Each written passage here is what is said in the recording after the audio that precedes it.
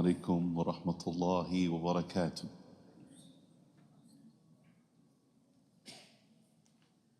الحمد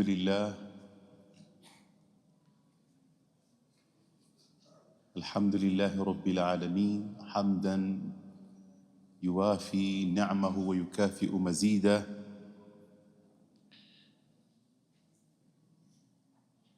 وأشهد أن لا إله إلا الله وحده لا شريك له، وأشهد أن سيدنا محمدًا عبده ورسوله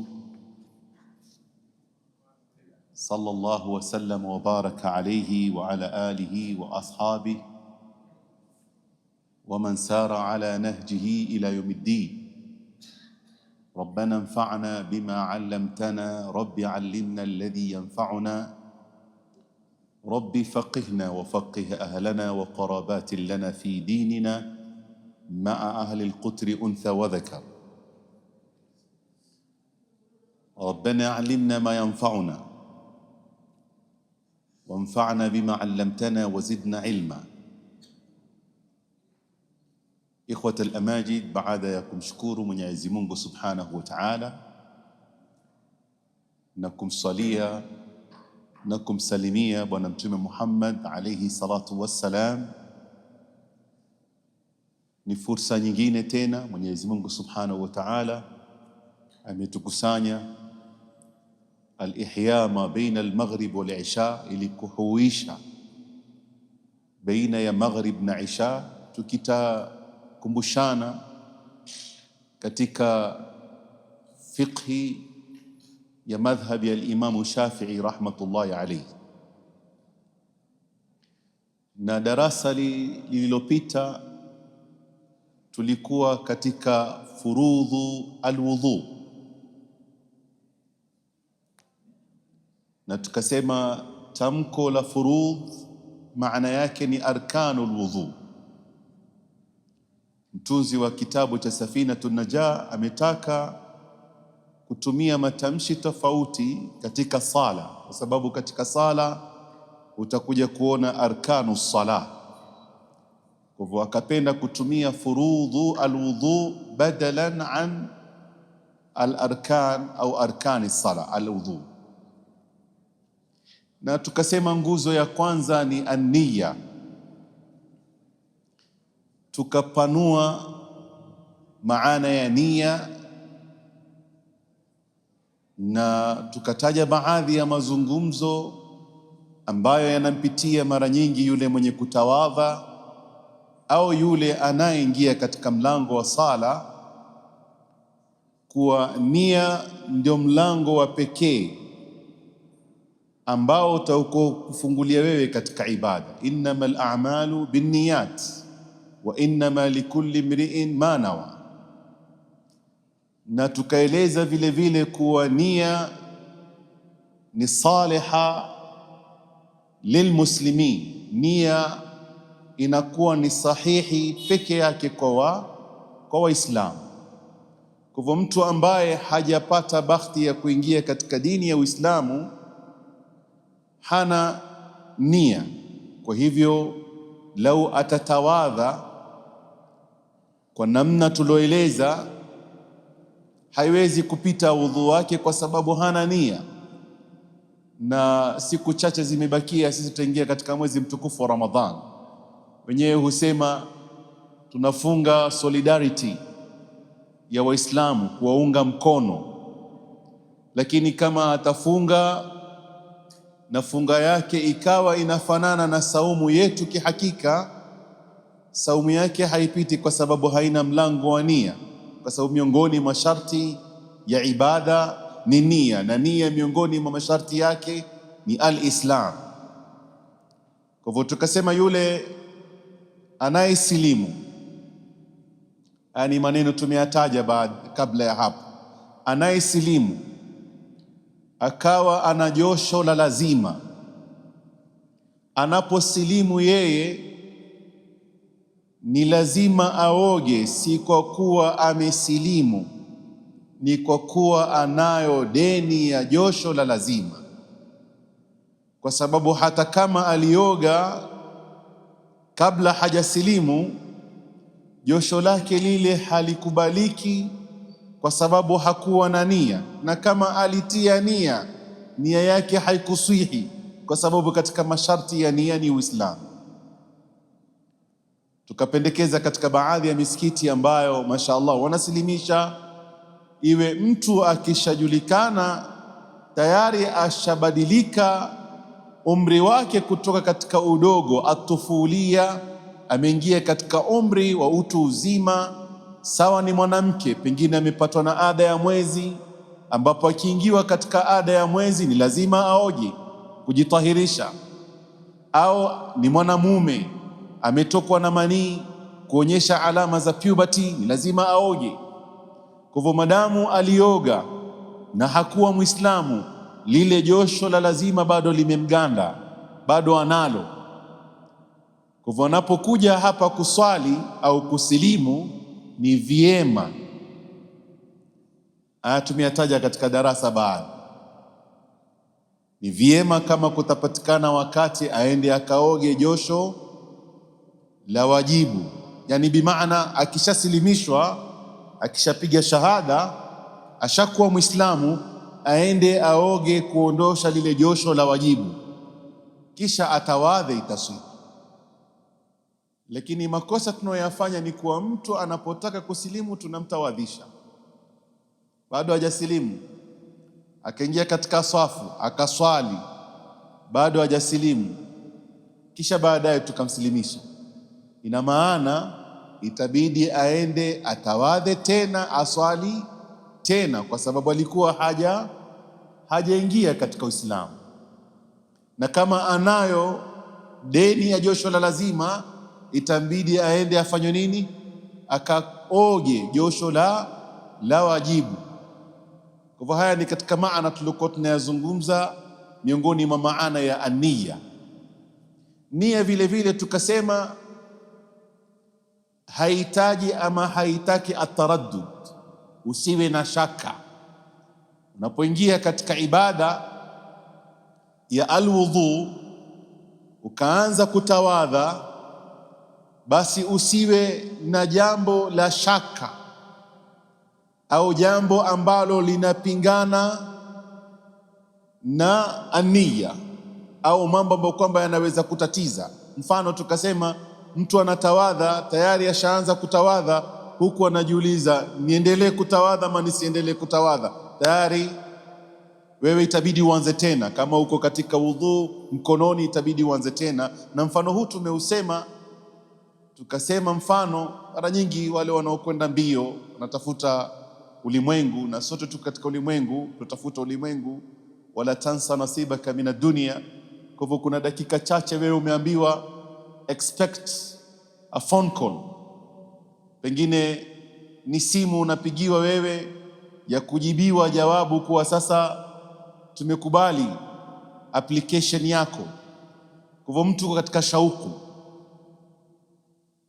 anapoanza kutawadha tayari ashasema mimi nikipigiwa simu itabidi niwache kutawadha, nishike simu nisikie habari zinasema nini. Nia hii ukiwa nao kuanzia mwanzo, wewe ataraddud katika hali ya kutawadha, ina maana wudhu wako itabidi mahala ulipokomea na taraddud ilipofika ndio mwisho. Kwa hivyo mimi nilipokuwa na shaka katika kuosha uso, kwa hivyo mimi nitaanza kuosha uso, tofauti na sala. Tumetaja mtu anaingia katika sala, ameanza kuswali, akatiwa na shaka, niendelee kuswali nisiendelee kuswali, swala yako mubasharatan ni batila, tayari swala yako ishabatilika. Toka funga tena swala, hata kama uliwahi takbiratul ihram. Akimaliza imamu ile takbira ambayo kwamba haukuwa na shaka ndani yake, ndio utakapounganisha utaendelea. Kwa hivyo mimi niko katika safu ya kwanza maa takbiratul ihram, raka ya kwanza, raka ya pili, ikanijilia mawazo nikate swala, khalas swala yangu ishakatika.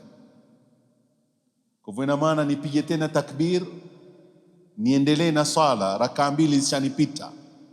Imamu akipiga assalamu alaikum wa rahmatullah, assalamu alaikum wa rahmatullah, mimi niinuke nikamilishe rakaa 2.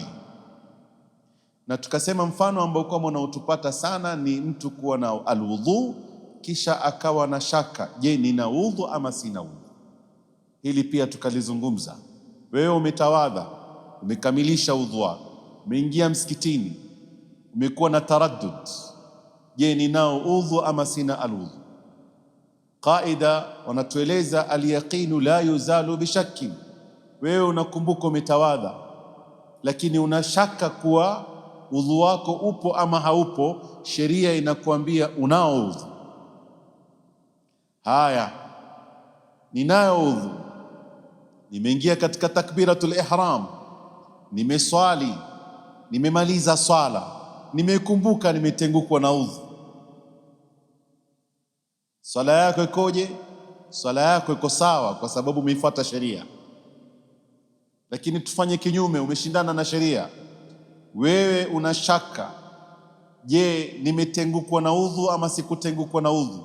Yaqini yako ni kuwa mimi nimetawadha, lakini sijui kama udhu wangu upo bado. Ukatoka wewe ukaenda ukatawadha, sheria imekwambia wewe una udhu, lakini wewe umetoka ukaenda kutawadha, ukaja ukawai jamaa ukaswali, kisha baada ya swala ukakumbuka, mimi sina udhu wangu ilikatika. Kwa hivyo wewe swala yako ni batil na alwudhu uliotawadha pia ni batila. Utabidi tena uende utawadhe tena kisha uje uswali, kwa sababu umeshindana na sheria.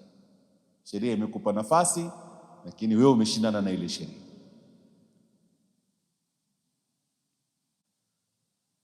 Leo tunataka tuangalie nidhamu yetu ya kutawadha ikoje. Nia ni lazima, tushafahamu nia na tulifanya mukhtasar katika mazungumzo yetu ya nia. Na leo moja kwa moja baada ya nia, maanake tumesema ania istilahan au shar'an ni muqtarinan bil amal. Ile innamal a'malu binniyat, ile ba ni musahaba, kwa nia yako iwe imeungana na ibada, ndio istilahan. Isipokuwa katika ibada moja peke yake, saum Ramadhan, saumu ya Ramadhani au saumu ya faradhi. Manake saumu ya faradhi unaweza kujiwekea wewe nadhiri, ukasema mimi nikipatwa na jambo fulani, inni nadhartu lirrahmani sauma. Kwa hivyo ile saumu itakuwa si saumu Mwenyezi Mungu amekulazimisha, lakini wewe umejiwekewa ni faradhi, ni nadhiri. Kwa hivyo kwako ni lazima. Saumu ya Ramadhani, saumu ya nadhiri. Na wanazuoni wanasema pia wale ambao kwamba wanaketi katika khilafa, katika uongozi wa dola ya Kiislamu, kisha khalifa au amirul mu'minin akasema tutaswali salatul istisqa, swala ya kuomba mvua. Kwa hivyo akatoa amri Waislamu wote wafunge siku 3. Ile saumu pia inakuwa ni lazima. Saumu ya wajib ima ni Ramadhan, saumu ya wajib nadhiri, saumu ambayo kwamba imekuja ni amri kutoka kwa amir. Hii saumu lazima nia, kwa sababu innamal a'malu binniyat. Lakini saumu hii binniya, yani bimaana muqaranatul an-niyya wal ibada, ni shibhul mustahil, ni jambo ambalo kwamba yani ni impossible kwa ufupi, au mashaka, ni matatizo mengi sana. Kwa sababu wakati gani tunaanza sisi kufunga? Tunaanza kufunga tulu'ul fajr as-sadiq, ile alfajiri kichomoza na wewe ushaingia katika ibada ya saumu. Kwa hivyo ina maana tukichukua nia muqtarinan bil amal, tusubiri ile wakati ya alfajru sadiq inaingia kisha tutie nia, ambapo ni amrun yani mustahil, ni jambo ambalo kwamba utakuja kuona pengine ni impossible. Yani masala pengine katika mwezi wa Shaaban, Mungu akitujalia tuko katika mwezi wa Rajab, tutakuwa pengine na baadhi ya visa pa kueleza al-Isra wal Mi'raj, na inshallah katika Shaaban, Mungu akitupa afya na uzima, tutakuwa na halakat au darasa zinazozungumzia saumu. Na miongoni mwa maswali ni kuwa mimi magharib ishaingia, kwa hivyo tabyitu nia, na wengi ndivyo tulivyozoea, nimetia nia ya kufunga kesho, saumu yangu imeanza. Maanake tukiingia katika swala na waitu sauma ghadin, nimetia nia ya kufunga kesho, je, saumu yangu imeanza? Nimelala mfano kisha nimeamka, lazima nitie tena nia. Utakuja kuona misikiti mengi ya zamani na wazee walivyokuwa wanajaribu kuchunga sana ibada ya saum, utakuja kuona kila wakati wakikutana wanataka kutawanyika, utasikia nawaitu sauma ghadin an adain mpaka mwisho. Yani masala inshallah katika mwezi wa Shaaban tutakuja kuyaeleza kwa mapana, ili vile vile kuweza kuhifadhi ibada zetu za saum. Kwa hivyo ibada ambayo kwamba Uislamu umeturuhusu sisi kutia nia muqaddaman kabla al-amal ni saumu peke yake. Kwa hivyo mimi natia nia magharibi ikiingia, ghurubu shams, jua likishazama, sunset, tayari mimi ni wakati wangu nimewekewa wa kutia nia ila tuluu al-fajr sadiq, mpaka alfajiri wa ukweli utokee, yani tuluu al-fajr. Ama ibada zingine zozote zile lazima ushikamanishe ile nia yako na ibada unaoifanya. Na tukiwa katika mlango wa alwudhu, Mwenyezi Mungu Subhanahu wa Ta'ala anatueleza, ya ayyuhalladhina amanu idha qumtum ila salati, unapotaka kuswali, faghsilu wujuhakum. Kwa hivyo kiungo cha kwanza ni wujuhakum, uso wenu. Kwa hivyo mimi nikitaka kutia nia, natia nia wakati ninaosha uso wangu. Swali tunaulizana, tunaziita sunan kabla ya uso wangu.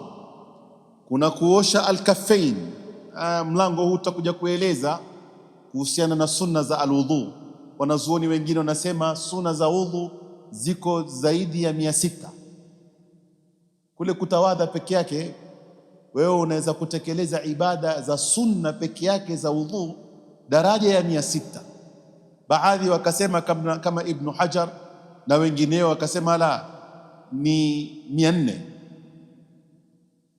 ni 40, 60 na 40, 600 ni katika swala. Kwa hivyo ibada ya alwudhu peke yake, baadhi wanazuoni wanatuambia tuna 60 to 70, baadhi wakatuambia la, ziko 40 sunna peke yake. Kwa hivyo mimi naanza kutawadha, nimeanza kuosha viganja vangu, kisha baada ya kuosha viganja kuna almadmadha walistinshaq, kuna kuskutua na kupandisha maji puani. Je, naanza kutia nia wapi? Naanza kutia nia wakati ninaosha mkono wangu, ama naanza kutia nia wakati ninaosha uso wangu? Haya yanawapata wengi.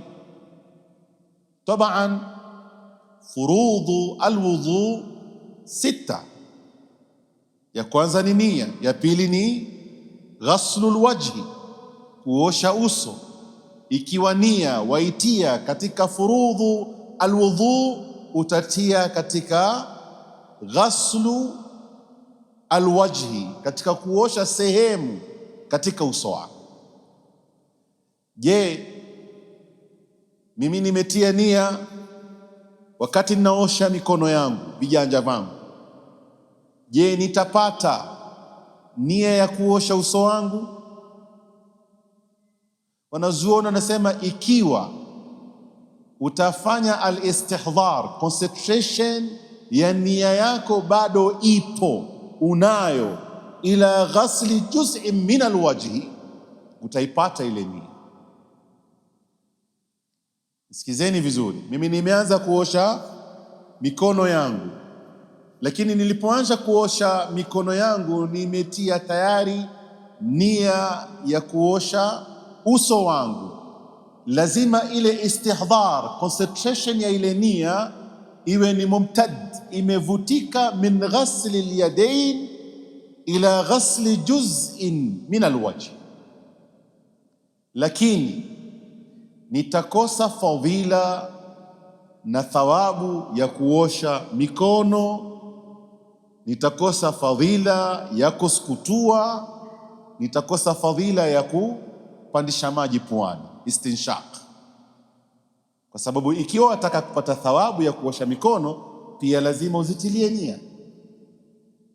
Kwa malhal, suluhisho liko wapi? Suluhisho ni kuwatia nia za sunna wakati unapoosha viganja vako va sunna. Nawaitu sunnatal wudhu, ukaanza na viganja vako. Hapa si lazima tena istihdhar, si lazima concentration.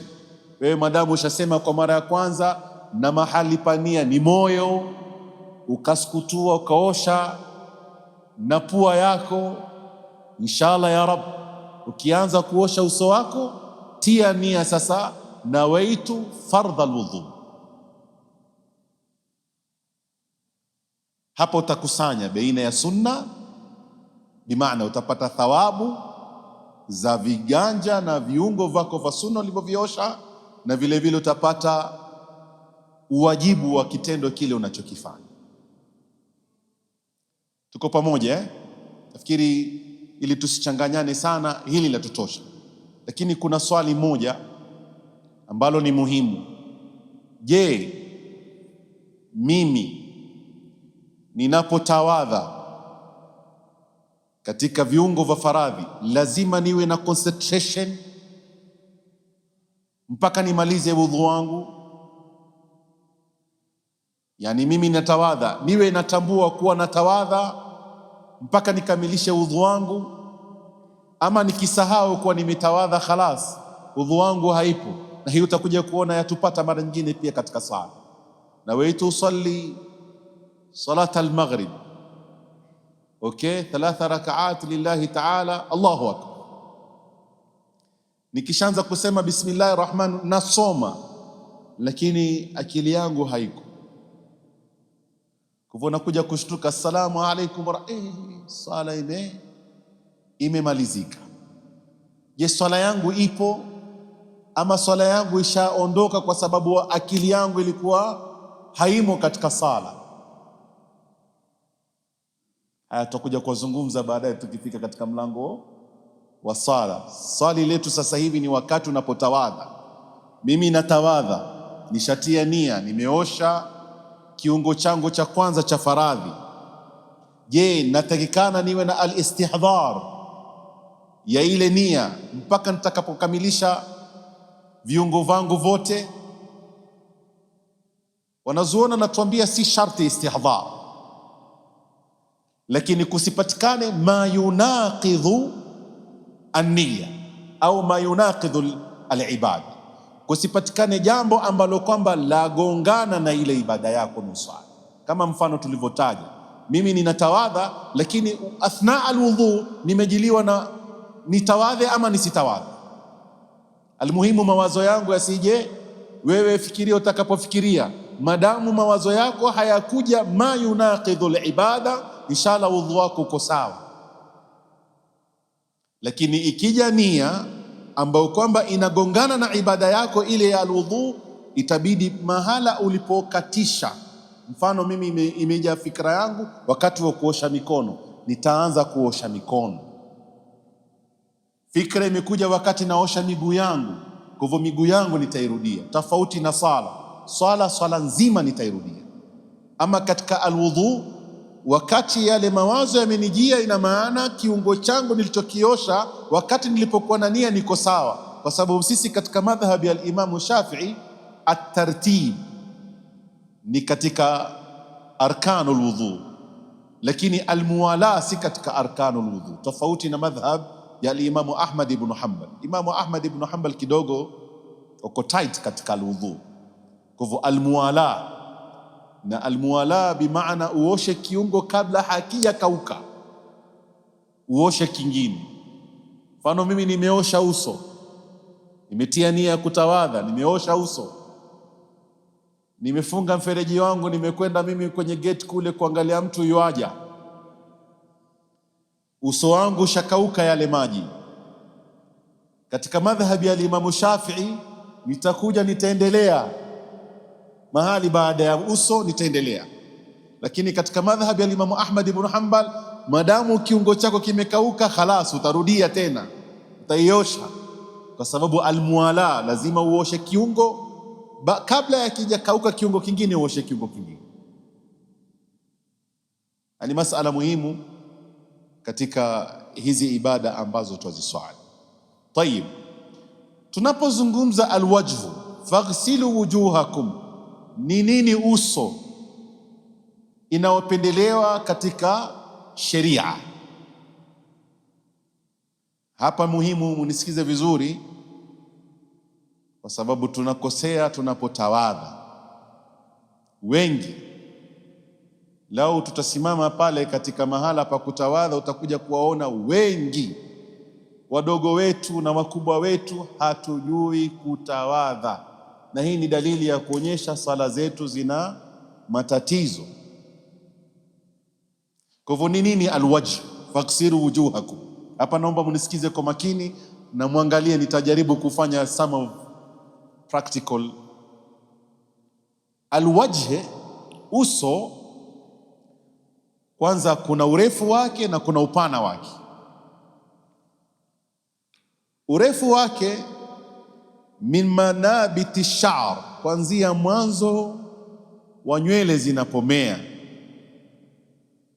ila muntaha dhaqanain al-lahyain, mpaka mwisho wa hizi taya mbili. Taya Kiswahili ni hizi mazita nini, fizi,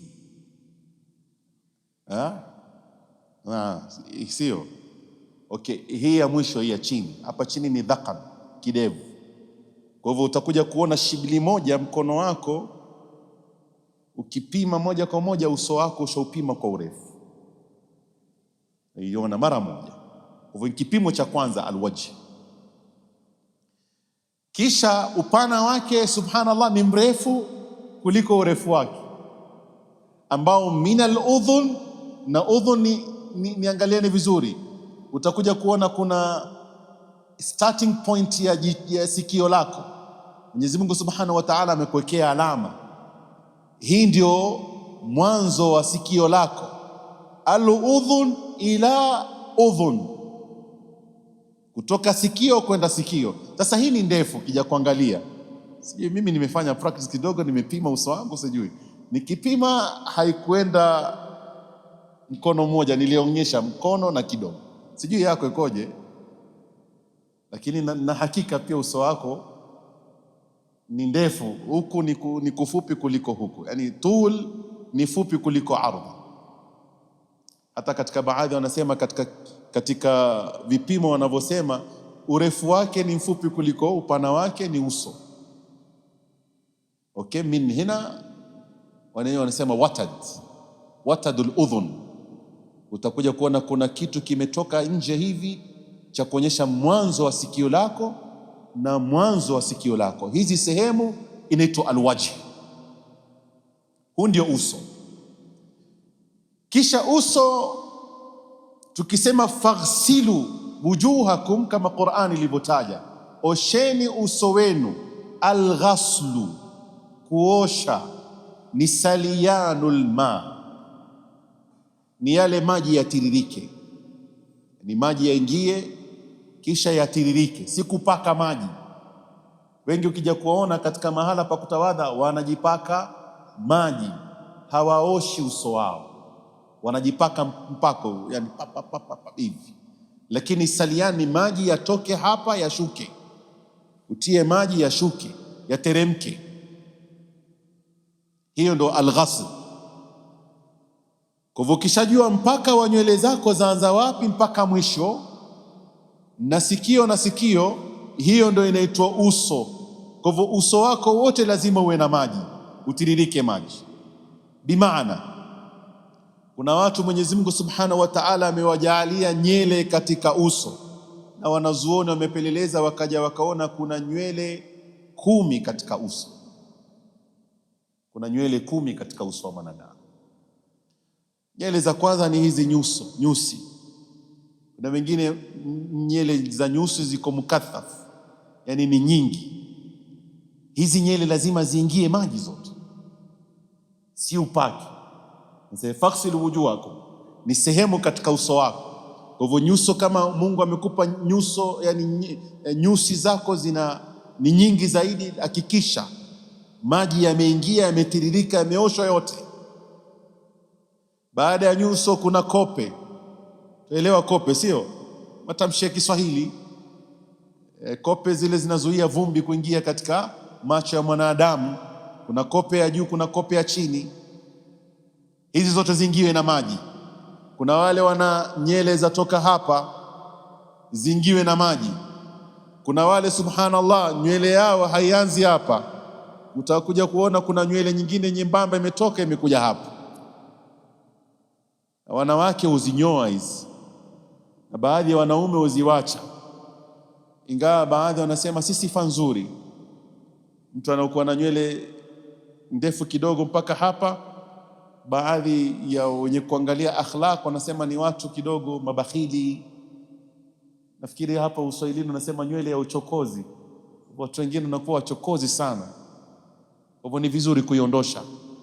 Kwa hivyo wewe utaanza kutawadha wapi? Utaanza nywele zako maanake zimeanza hapa? La, wewe nywele zako hii ni uchokozi, hii si asli. Okay, iko katika uso wako, umeshuka.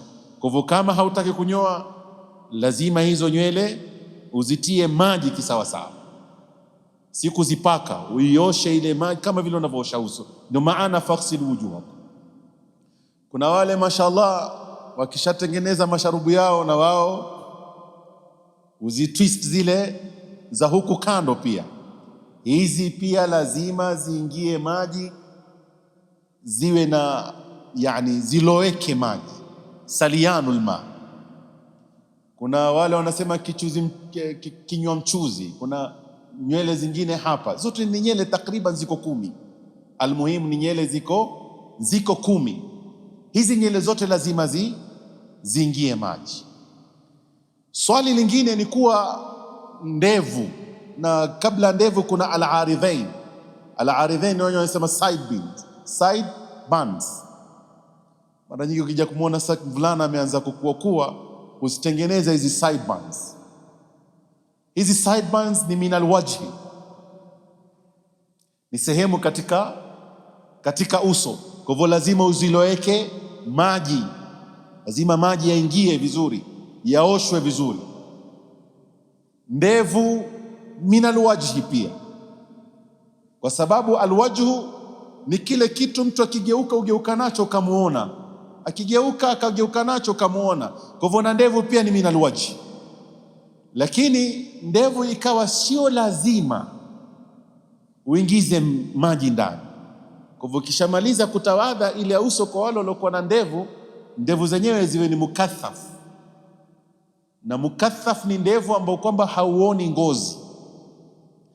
Ama ikiwa ni ndevu ambao unaona ngozi yako, lazima uzioshe, lazima ziingie maji, zitiririke. Tuko pamoja?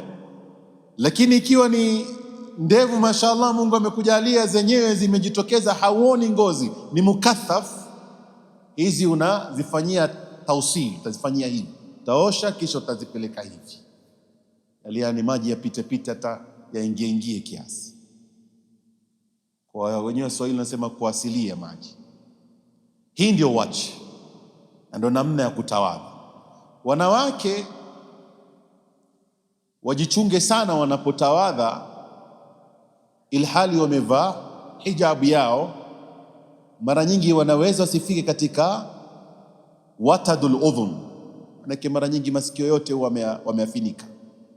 Kwa mwanamke anapotawadha ahakikishe kuwa watadul udhun ni katika sehemu ya alwudhu. Na baadhi ya wanaume pia wako sampuli hiyo, wanajisahau.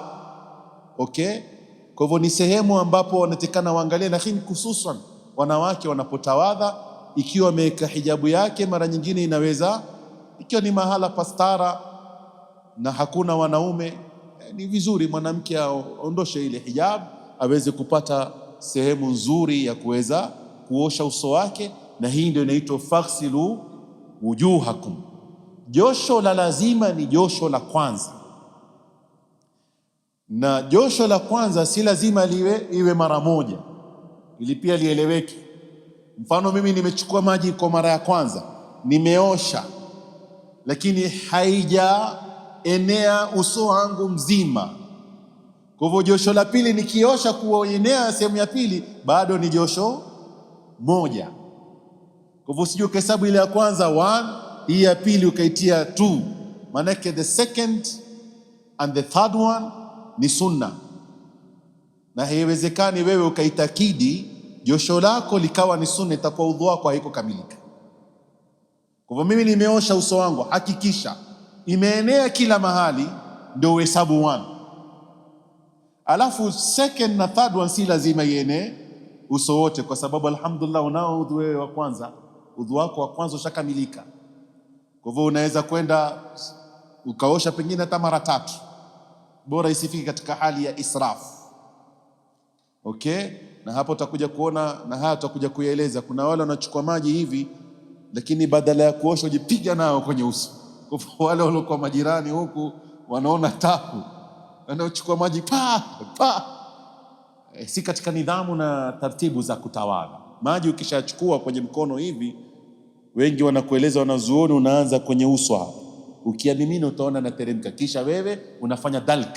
Dalk ni katika sunna, unasugua ule uso wako na yale maji, utakuja kuona nidhamu yake nzuri. Nataka practice taban, siku moja siku mbili utakuwa tayari wewe ushajua kutawadha vizuri. Yataka kila wakati unatawadha kwa sampuli hii. Masali ambayo kwamba ni muhimu kuyafahamu katika ghaslul wajhi. Mashaallah, na sala imefika wakati wake. Mashaallah, katika ghaslul wajhi, katika jambo ambalo kwamba ni msingi na ni muhimu kuliangalia kabla hatujaadhiniwa hapa, ni kuwa haya maji yanafaa yaingie katika ngozi na yaingie katika nywele. Kwa hivyo ina maana kama mtu ana kitu kinachozuia kuingia maji katika ngozi yake na katika nywele yake, anafaa kuitoa mwanzo. Haya tutakuja kuieleza inshallah kwa mapana. Dada zetu wanapokwenda kujipamba, kuna siku hizi makeup za siku hizi ni kama plastic. Okay, kwa hivyo hata ukimnyunyizia maji, ile maji unaona ni kama ni, wenyewe wanasema ni waterproof. Subhanallah, huyu udhu wake hamna, hata atawadhe mara 100 hana. Na sisi mara nyingine kuna baadhi ya mafuta, na tutakuja kuona wanazoona kwamba yule anayekula nyama ambao ana mafuta mengi ajichunge sana, kwa sababu lips, it's part of the face, ni sehemu katika uso. Kwa hivyo mimi nikitawadha nimefunga lips zangu, haijakamilika udhu wangu. Na yule alokula nyama mfano na mafuta ni mazito zaidi, lips zikabaki na yale mafuta mazito, kwa hivyo kila nikiosha haipiti hapa, udhu wangu hujapita. Kwa hivyo kusipatikane kitu kinaitwa hail, kinachozuia maji kuingia katika ngozi au ndevu. Nitapenda nimalize masala ya alwudhu leo, alafu kama mtu atakuwa na maswali tutauliza wiki inayokuja, tumalize mlango wa alwudhu. Lakini kuna masail, mfano mtu hana nywele zake zaanza hapa. Kuna yule ana kipara, nywele zake zaanza hapa. Kwa hivyo tumesema alwajhu min yani bidayat manabit ash-sha'r. Je, huyu mwenye kipara chake kiko huku ataosha kuanzia huku? La, hukumu yake itakuwa ni ile mipaka ya nywele ilivyowekwa. Na pia mfano wake, kuna yule ambaye kwamba nywele zake pia zimepita mipaka. Kuna mtu utamwona nywele zake zimemea zimekuja mpaka huku.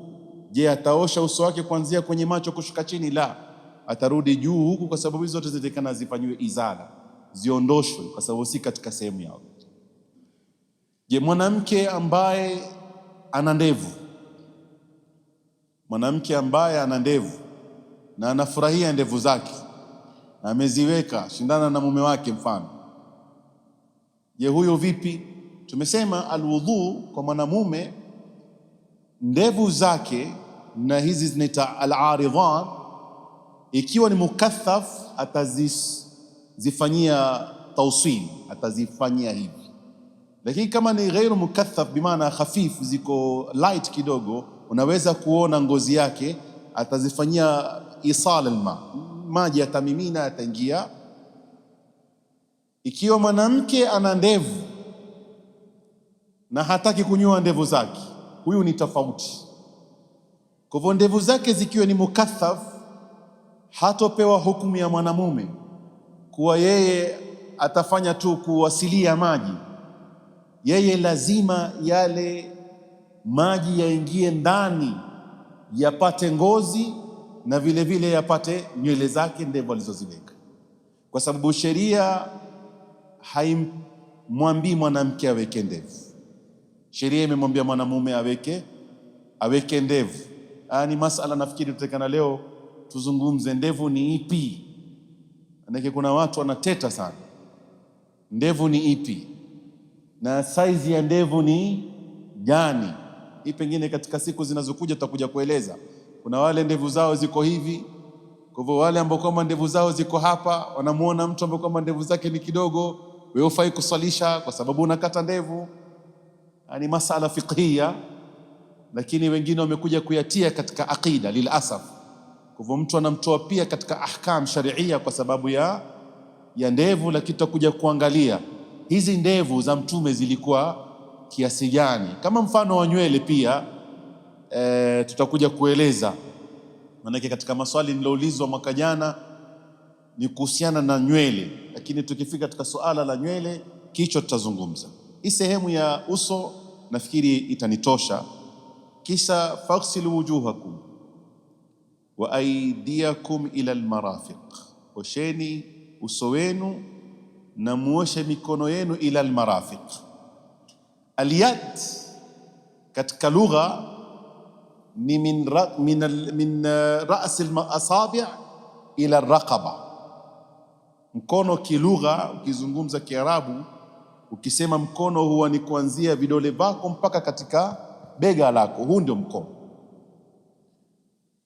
Mkono katika sheria, katika hudud, mfano sariqu wa sariqatu, mwizi wa mwanamume na mwizi wa mwanamke, anapoiba faqta'u aydiyahuma, tumeelezwa kateni mikono yao.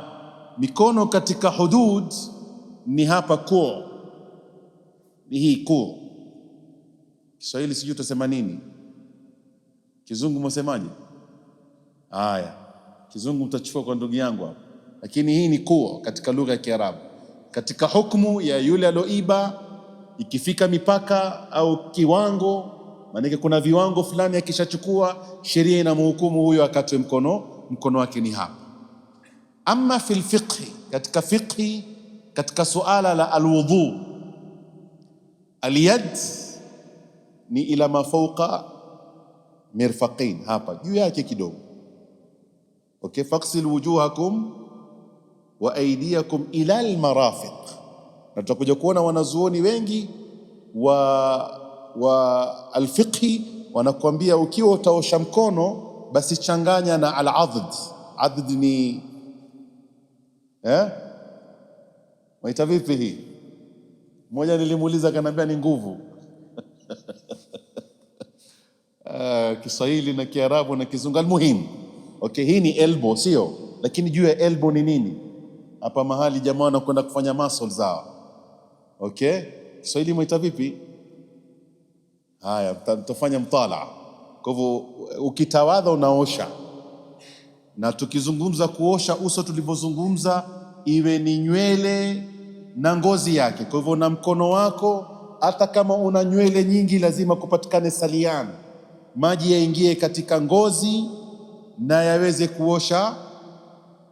Wasema wanazuoni hata kama una kiungo cha ziada. Ngine kuna mtu ana vidole 8, ana vidole 6, ana vidole 10, vidole vote utaviosha, ni katika aliyad, hata kama ni ziada. Haya, mwingine pengine mkono wake huu umetoa branches, kuna mkono mwingine, kuna mkono mwingine, mikono yote utaiosha, kwa sababu yote ni katika aliyad. Tuko pamoja? Ni kama mtu ana vichwa viwili, mfano sijaona, lakini mtu ana vichwa viwili, ina maana wakati wa kutawadha ataosha vichwa vyake vyote, kwa sababu moja ni zaid, sio? Ataosha uso wake, ya uso wa kichwa hichi na kichwa hichi kingine, tamam, ikiwa iko katika alwajhi wa hakadha. Kwa hivyo huu ni mfano tuliozungumza. Kwa hivyo yule aliyokuwa na kucha ndefu ahakikishe maji yameingia katika kucha zake. Kama ni wanawake wana cutex, kama ni mwanamume anafanya kazi za pengine za mekanika, anatumia grease wa hakadha, zimeingia, lazima kupatikane izala, azitoe zile zote ili maji yaingie, ili maji yafanye nini? Yaingie. Ikiwa taasara, imekuwa ni uzito, pengine baada ya kufanya mujahada anasamehewa, lakini jambo la kwanza ni lazima ahakikishe katika hayo yote tuliyotaja. Mtu anapaka marangi, mfano katika majumba na misikiti, rangi haiingii maji, imeingia katika ngozi, la budda min izalatiha, uondoshe ndio utawadhi, maji yaingie katika sehemu zetu. Faghsilu wujuhakum wa aydiyakum ila almarafiq wamsahu biruusikum. Hii pia ni rahisi utafuta. Sisi katika madhhabi ya Imam Shafi'i, mashaallah, yani wewe gusa sehemu yoyote katika kichwa, gusa sehemu yoyote katika kichwa. Na hapa yaja mfano sisi Afrika, pengine sio Afrika wote, lakini most of the Africans nyele zao za mea zikienda juu hazilali. Kwa hivyo ikiwa utafuta nywele yako, ni sharti nywele iwe katika had ar-ras, iwe katika had ar-ras. Ina maana yule ambaye kama nywele zake ziko hivi, na ndio style za siku hizi, yeye ikiwa nywele zake akizikunja zitatoka min had ar-ras, haipiti kufuta nywele zake, lazima aguse kichwa chake. Hiyo famsahu biruusikum wa arjulakum ila alka'bayn, na miguu yenu mpaka katika alka'bayn. Ni hizi zimeelezwa, na haya yatakuwa tumeyaeleza kwa haraka haraka.